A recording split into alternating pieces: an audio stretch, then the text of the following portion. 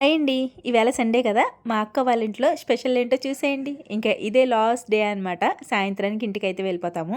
పిల్లల కోసం బిర్యానీ అయితే చేసింది. ప్లెయిన్ బిర్యానీ కమ్మగా చేసిందనమాట. ఇంకా వేడి వేడి అన్నం.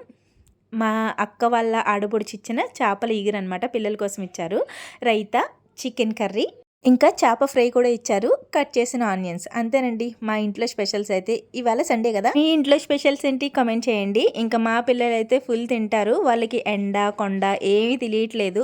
హ్యాపీగా ఎంజాయ్ చేస్తున్నారు. శుభ్రంగా తింటున్నారు. ఈ ఎండకి నిజంగా వేడి వేడిగా తినాలి అంటే నోట్లోకి ముద్ద కూడా ఎక్కట్లేదు. ఇంకా పిల్లలకి పెట్టేసి కొంచెంసేపు అలా రిలాక్స్ అయ్యి అప్పుడు వేడి వేడిగా కాకుండా చల్లారిన తర్వాత నేనైతే పెట్టుకొని తిన్నాననమాట.